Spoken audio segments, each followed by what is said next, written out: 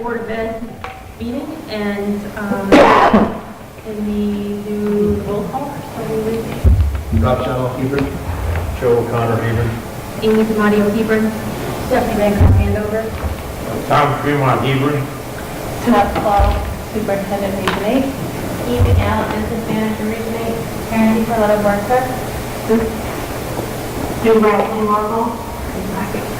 Stand and to the pledge of allegiance. To the flag of the United States of America, and to the republic for which it stands, one nation, under God, indivisible, with liberty and justice for all. We're almost the headliner. So this is the first of two parts of the meeting tonight. The first part of the meeting is going to be, well, we have to do public comments for this section too? Okay. For this section, and we're going to be going over the responses to the RHAM Board of Ed budget questions.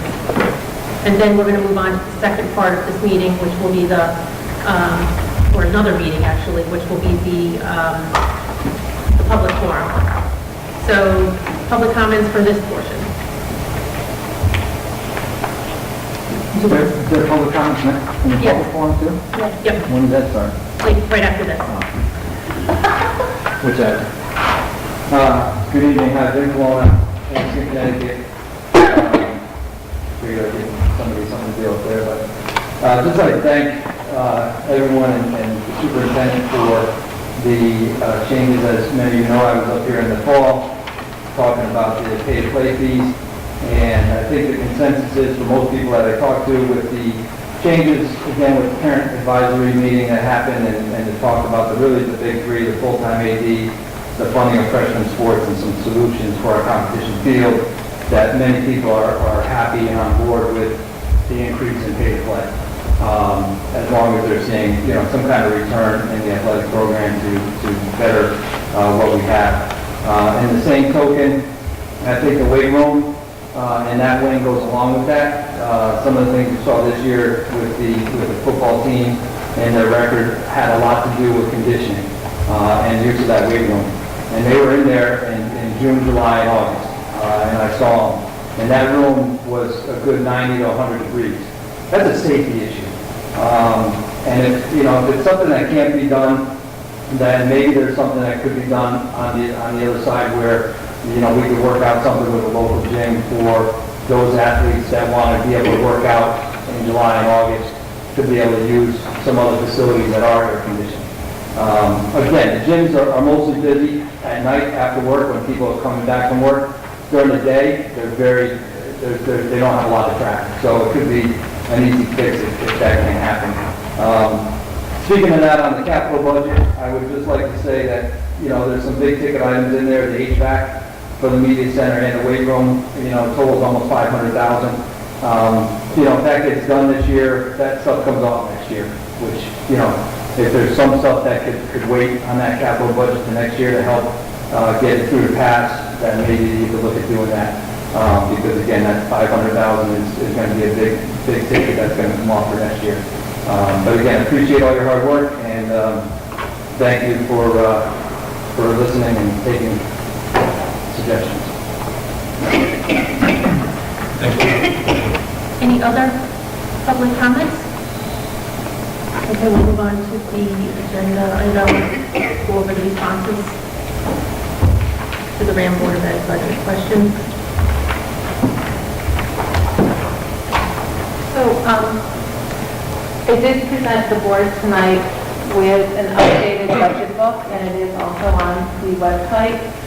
And I shared with you at the end of last week that we needed to make a correction on the final pages 53 and 54. If you remember last year when we were creating the budget sheet, we included IDEA as a revenue source. And really when calculating and dealing with and showing grants, because they are something that you apply for annually or every 2 years, they are not necessarily guaranteed revenue source. So myself and our business manager made the decision this year that that isn't the best way to demonstrate the revenues or the monies that come in from grants. You will see them in the budget book, but you will not, yes?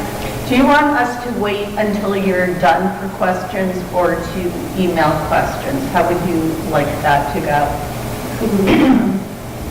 She has a rule that she'd like the questions Thursday before the budget meeting. I mean, it can't be a rule, it can be a request. Okay, she's in the middle of a presentation. Okay, thank you, Amy. Thank you. So because we made the decision this year to represent the grants differently, we moved that line item off. Well, when we did that in that calculation sheet on pages 53 and 54, which looks like this, when we took that off, there was a reduction of $116,000 in that line, the column for 18-19. It did not in any way affect our numbers for the 19-20 budget. But it did affect, when you take a look at the 18-19 column and the 19-20 column, and you look at your final column for percent change, it did influence that last percent change. So the number that was presented on the 28th, the amount in the budget is exactly what we're still asking for. However, the percentage difference column changed. I did make sure that on the 31st that information was sent to the 3 towns and also sent to the board and has been posted today on the website. So again, we're looking for the same monies in the budget, less one thing, but the percentages are different because that first column for 18-19 had an error in it. So when you take a look at the overall increase, we're actually looking at a 4.63% increase. There is one change that I made in the operating budget. So you'll see that the very first line, the 1.9 used to be a 1.93. I did make a reduction in the operating budget right here of $9,600, and I'll explain that in a moment because it's a change in something that we're doing programmatically. So this number right here, the IDEA, was missed because we're not going to report it this way anymore in this worksheet. It got pulled out, changed the way we calculated these percentages, we put it back in, you have the correct percentages now.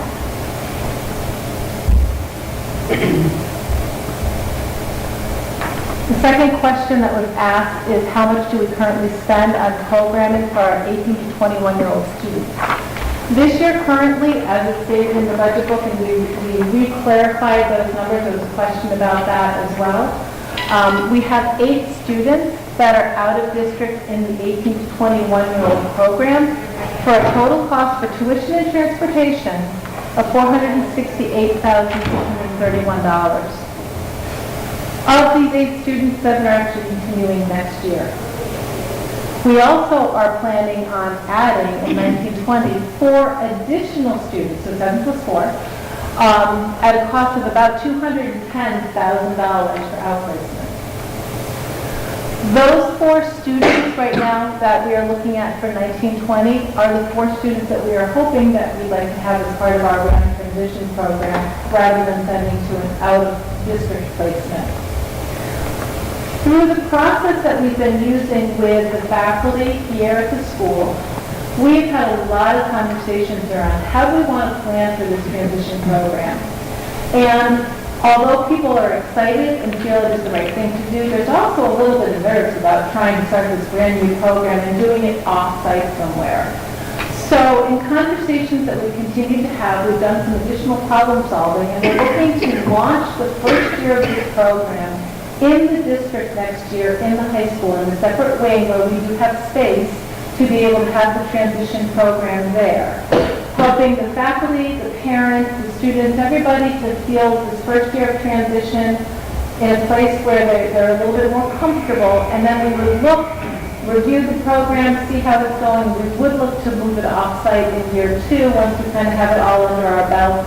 I think it's a better way to right now start that process. Also, the conversation we've had with renting space with AHM and looking at trying to find a rental cost that would make the most sense, as well as not wanting to commit to too long-term of a commitment, and they were looking for a longer-term commitment. Since this is a pilot program and something new, I'm a little hesitant to commit to a long-term type of equipment for a space, so we'd like to start the program on-site here next year, and then grow it from there and move it off-site. So that was the reduction of the $9,600 rental fees that were in the operating budget.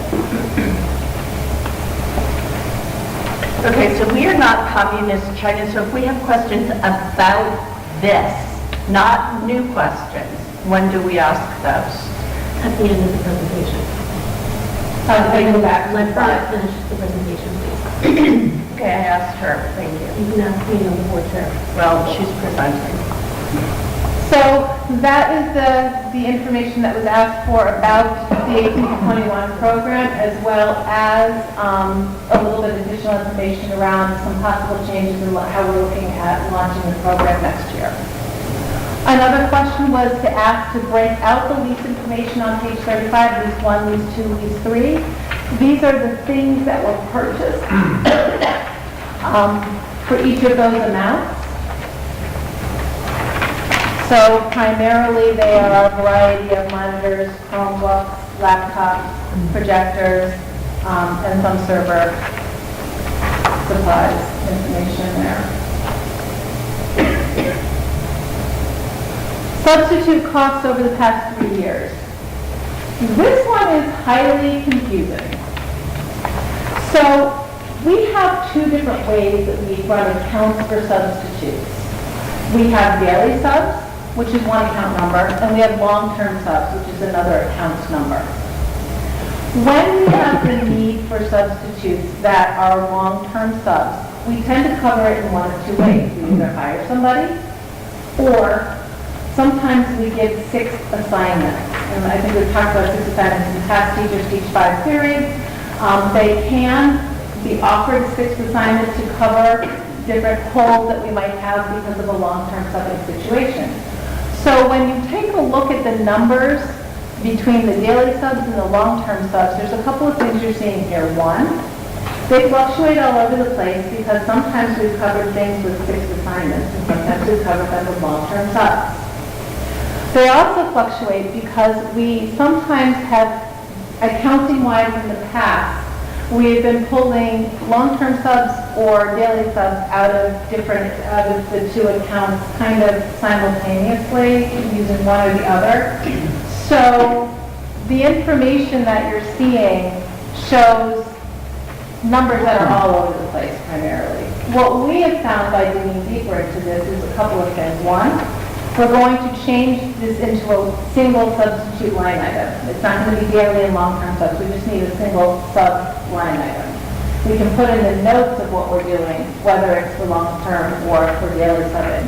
But we need to combine the two accounts. And again, the 6 assignments that we use occasionally do not show up in here, but they are sometimes the way that we account for substitutes for long-term. So what you will notice for the 1920 of the daily subs and the long-term subs is we have reduced those numbers based on what the overall amount of sub coverages that we would normally need in order to address the 2 building subs that we put into the budget. And you will see next year in the 1920 budget that we will combine those 2 line items to a single line item because it just makes more sense.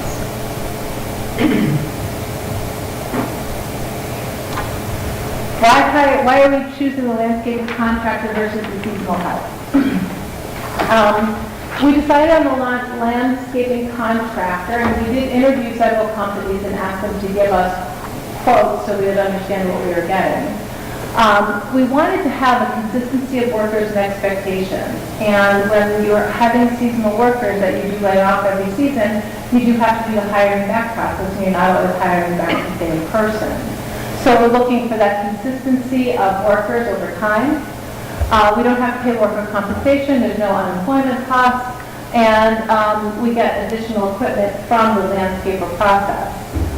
There was additional help us to understand the cost of a full-time employee versus the landscaper cost. So a full-time employee, we have a salary, we have benefits, and we have FICA, so it's about $71,000. And that full-time employee would be giving us 2,080 hours of work if you calculated their work year 8 hours a day, 5 days a week. Remembering though, however, they will have vacation time, they will have sick time. When you go with the landscaping contractor, we get 3 people twice a week and the equipment, and we always get that. They're going to cover those numbers every single week for the time that we need. And that's the other part of why we are also going with the landscaping contractor is we have heard from our personnel that the needs fall between April and November. That is truly when we need the needs being filled for outdoor help and support. So it allows us to be able to have consistency of employment, more equipment, and we can count on that on a regular basis from April to November by going with the landscaping contractor rather than the seasonal help. Why are we providing base softball directs? Because in our compliance review for ADA, we were cited ADA and Title IX, were both reviewed. This is the exact non-compliance issue that was cited in the report. This line right here is from the state report that I have to submit every year that answers to each of the non-compliant issues that we had, what is our current action plan, and the completion date for that. So we were cited as part of the ADA review, and that is why we are going forward with the softball budget. Getting a second opinion on the HVAC, in particular the large HVAC numbers. We did take the initial quote that we got from the engineering firm. We gave it to another engineering firm, Plus & O'Neill. The 3 bulleted notes on here are directly from the engineering firm's Plus & O'Neill's response to what we gave them. Their response was, the media center construction budget of $300,000 looks reasonable.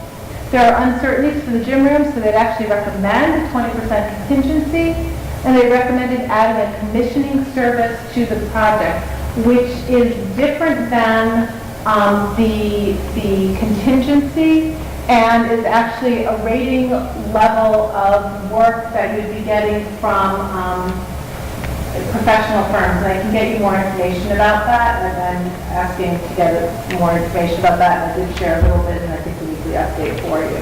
But that's something we could add to it. So that is, there is a second opinion that does concur with the first HVAC quotes that we got. Questions that you... You want to really questions? I'll defer for now. So, to be clear, my questions are about the presentation. They are not new questions. Also, to be clear, different presenters have different styles, so I wanted to be respectful of that. So, my questions are, I have 2. Last year, there was debate, and we ended up first not including entitlement grants in the budget as revenue, and then we went back and changed it after hearing from townspeople, people on boards of finance. Is that something that we will be, I know that a decision was made how it was put in here, I understand that, but is that something that there will be potentially conversation on? Because IDEA is an entitlement grant. I don't believe there will be, and I think if we help everyone to understand that, I think that that's the most important part. All of the grants are clearly articulated within the budget book, and they are outlined a little bit differently in there as well, to help people to understand the difference between them. Accounting practices-wise, or budgeting practices-wise, best practice does not put in grant revenues as part of a anticipated revenue source like we have other ones listed there. So I do believe that we are following better best practice by not including that. Okay, so if we have follow-up new questions, you'd like them by Thursday? Okay, on that, thank you. My next question, and I think it's right in here, but I just want it, if you could show me where it is. On page well, I'm sorry, the 18 to 21-year-old slide, so it's this one. You have the tuition, and I do think it's right in here somewhere, of $468,631, but there are new students, and 7 will continue. Is that just divided by 8, or is that somewhere in our, so would we, what's the total difference, I guess, is what I'm asking? That one student? The one student, each of the students have different programs in their Right. accounts.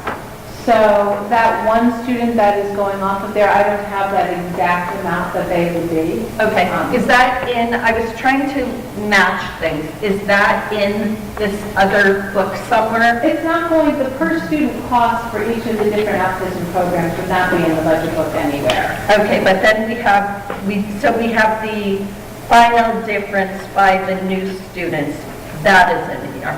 So the plan, anything that we are planning for students for next year, tuition-wise, Is in here. transportation-wise, and service-wise is in there. Right, It's going to okay. be represented differently. Like, you're not going to see those numbers No, in that- there because they're going to be combined into other line That items. makes sense, and I appreciate that. I was just trying to Yep. match things. Yes, absolutely. Thank you. Yep.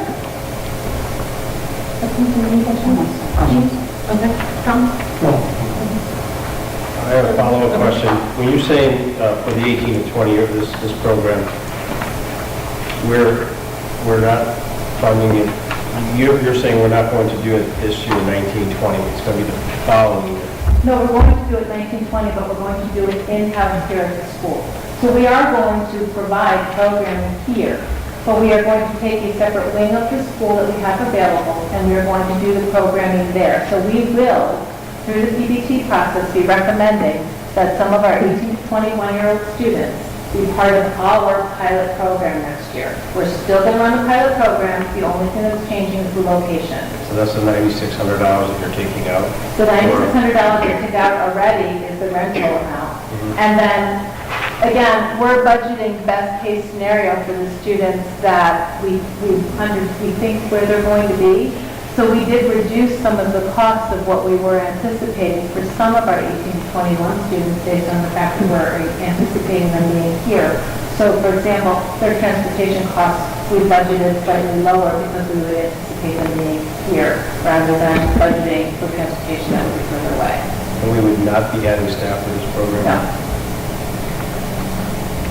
The only fact we're adding are 2 paraprofessionals possibly. Is that in your budget? Yes. Still in the budget.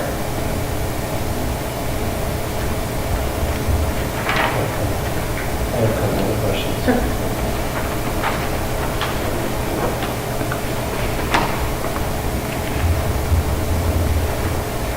On the lease breakout, Can you tell us the page you can follow, please? there's no page numbers on it. No, sorry. That's okay, I found it, thank you. Thank you. These leases, because this is my question for the breakout, are these a 3 or 4 year lease? Do we know that information? Was that in the budget? I don't think it was. That is based on 5, they're all 5 years. 5 years? Okay. So that segues into my, even though this is not on the question, but for the teachers that were replacing laptops, your recommendation was to go from a 4-year lease to a 3-year lease. Is that correct? For teacher, no, not for teacher laptops. We were talking about changing the amount of time for Chromebooks for students. So we're changing the Chromebook leasing time from 5 years to 4 years? No, next year, at least, whatever equipment we put in there will be 5 years.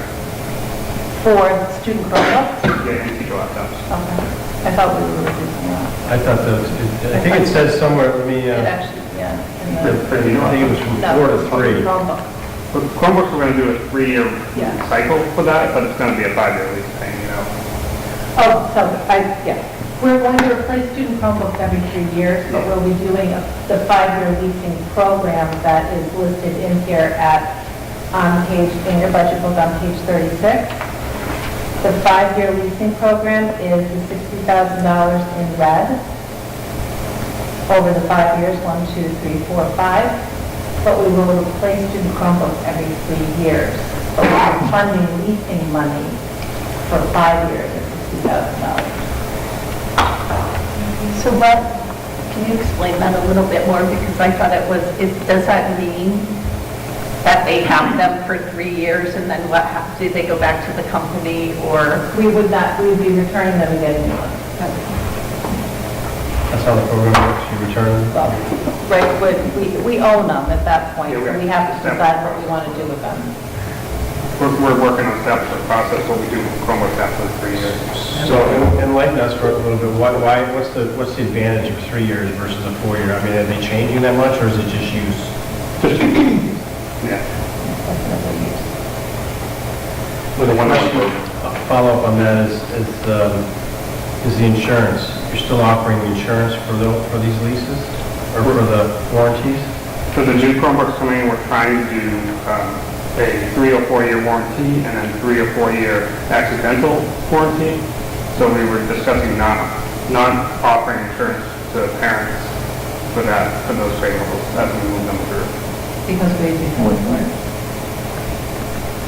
just don't have enough people that Can you repeat what he said? He said not offer insurance for the parents? we would essentially be self-funding the insurance on the Chromebooks because we don't have enough students who actually take the insurance, and then it's more cost effective for us as a district to be paying for it. Thank you. Is that something, just because it's hard to wrap my head around, that you can just do a very simple, not a lot of time, I don't want to require your time, but to show us why it's more expensive?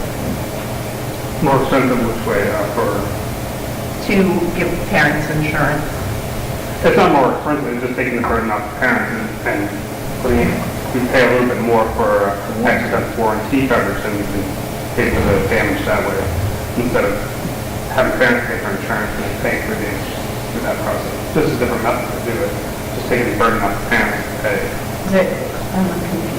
But why don't we create, for the next meeting, we will create an explanation around the change in insurance. Thank you.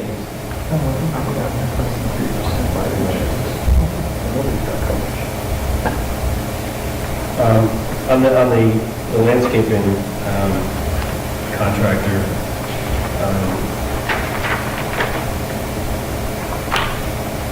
I guess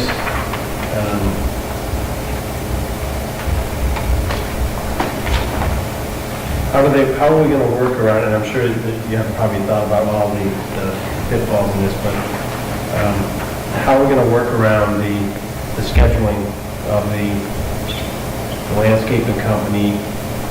Let's say our maintenance contractor has a plan for Wednesday to do X amount of tasks, and the contractor calls up and says, I can't give you somebody on Wednesday.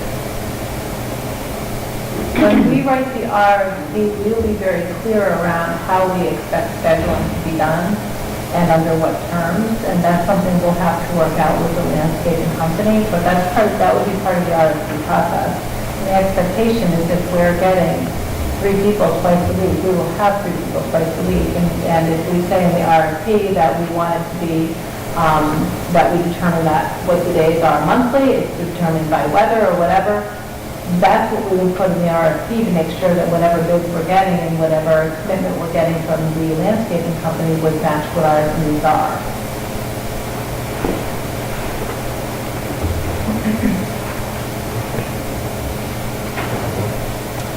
Was Park and Rec consulted at all No, about this? no. We went with outside landscaping companies that we thought were large enough to be able to handle the staffing and the equipment. But that doesn't mean that we can't reach out to them to see if any of their thoughts, or they certainly could bid in the process if something we decide to do. Because like, are the guys going to be mowing fields? We will be working with our current outside maintainer and our director of facilities to determine exactly what it is we want them to be doing. So we know we already contract with even Parks and Rec to take care of our athletic fields and their care and what they do. And that's something that will continue that contract, and we're not looking to change any of that. But the rest of the acreage that we need taken care of, and all of the other trees and shrubs and all of that, we'd be looking to have the contractors do what we need them to do, and we would articulate that on a weekly and monthly basis based on the season, the weather, and all those other aspects, So they wouldn't be doing the fields at all? They wouldn't be mining or anything? I would say that I would have to still make sure that I'd be working with our current facilities director as well as our Beaver Parks Rec person to figure out what is it they want to keep that's there, what is better for our staff to be doing, and what is better for the landscape to be doing. So that's a collaborative conversation. What additional equipment do they have that we need? It's all different types of equipment. So for example, if we want to be working on the hillside, that's between the high school and the comp field, they have the backhoes and the, you're asking me. Is it an over-the-rail mower? Is it a bush hog?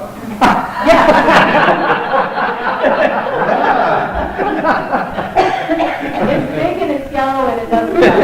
Oh, it's a construction grade, all right. Last question.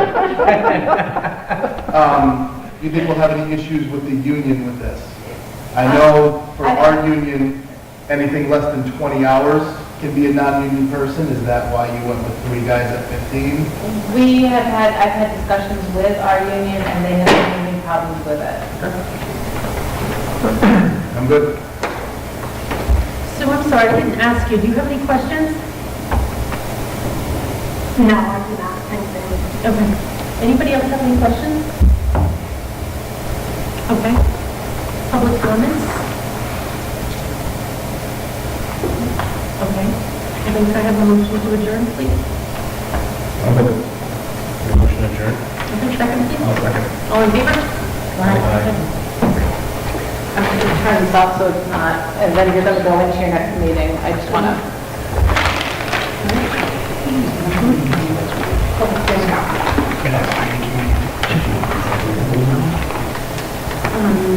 I'm not sure. Are you going to present at the public forum or? No, I have questions.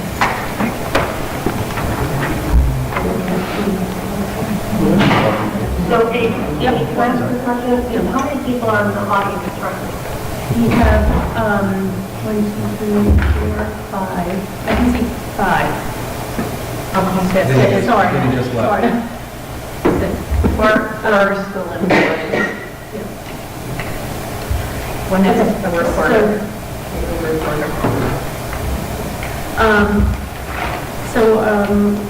We're ready to go to the call to order the Board of Education special meeting for a public forum. Can I have a roll call, please? Rob Shadowell, Hebron. Joe O'Connor, Hebron. Anybody, Hebron? Judy Benson, Clark, Marlboro. Stephanie Bancroft, Andover. Dean Wilson, Marlboro. Tom Fremont, Hebron. Sue? Sue Rattling, Marlboro. Pat Law, Superintendent, Region 8. Eva Gallagher, Superintendent, Region 8. Kathy Sonata, Board Clerk. Okay, and we'll start with, this is a public forum, so it's going to be, the format that we're going to have is that the public can ask questions, and then the superintendent, this budget is still the administration's budget. The board has not adopted it, therefore these public comments will be important to help inform us of the concerns from the community, and so the questions will be answered for the most part by our superintendent, Dr. Pat Law. And if there's any other kinds of questions, then members may be permitted to ask to be answered. So if we could begin, if anybody wants to ask questions, Peter?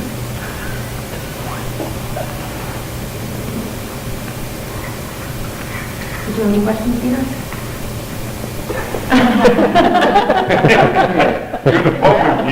I'm Peter Zimmer. I'm from Marlboro, resident of Marlboro. I have 2 questions. First question is enrollment. You stated on the enrollment sheet that Marlboro and Andover have exactly the same numbers as last year. and cheapen was reduced by 34 member of students or something like that. Is that a mistake? Or Do you is have the it update, do you have the updated sheet? I have the updated sheet which shows 232 for Andover. It was the same number as last year. Same as last year. And now the same as last year. So is this from the first presentation? This is from last year's presentation. Okay, and then this year's enrollment numbers? This is the 6 years enrollment number, and it looks to me that it's the same number. Is it coincidence, No, or is it two numbers? Those numbers are, these are the numbers as of 10/1/18.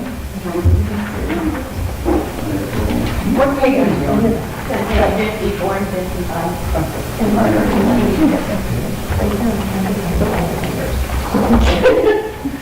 That's okay.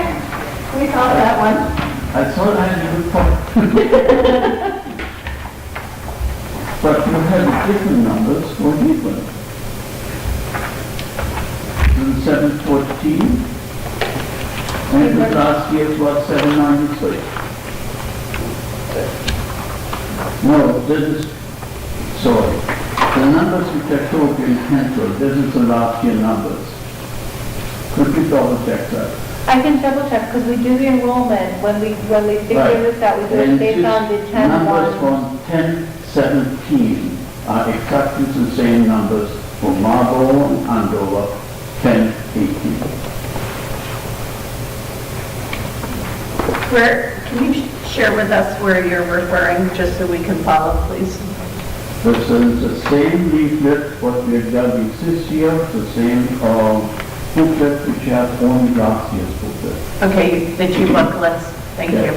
Thank you. That I compared them. Yes, thank you. The next question which I had was, the landscaping.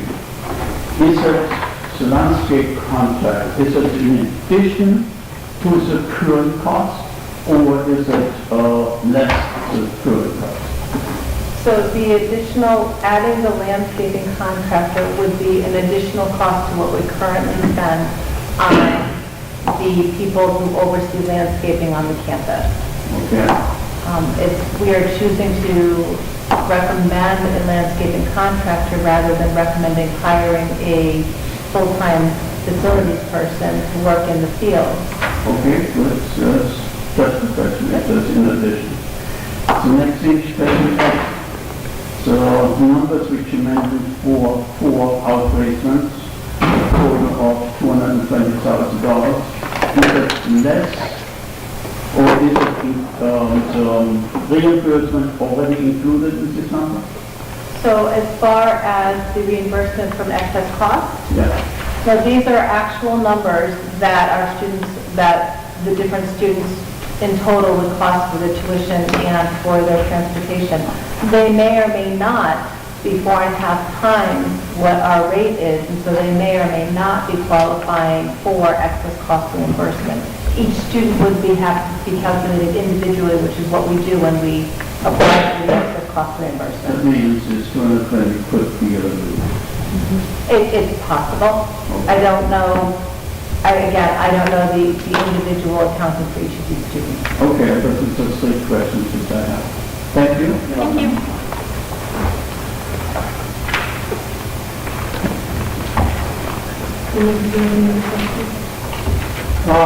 Just a question on the landscaper. So we're still going to maintain an outdoor maintainer. We're still going to have that guy, right? Yes, the landscaper would be working under that person. Okay. And then in the slow months, like June and July, when there's no games, the grass is growing slower, that kind of thing, will there be adjustment or availability to adjust so that you might not need them to come 3 times a week, or There's is that going to be contracted no matter which way you go? I think that we would contract what we need, and right now, my understanding is what we need is we need additional help for all of the months, April to November. Excellent.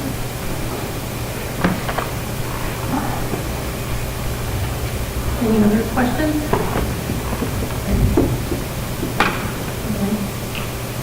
think we should adjourn. All right, so, I'll make a motion to adjourn. I second it. all in favor? Aye. Still hang up? Yeah. Okay, bye.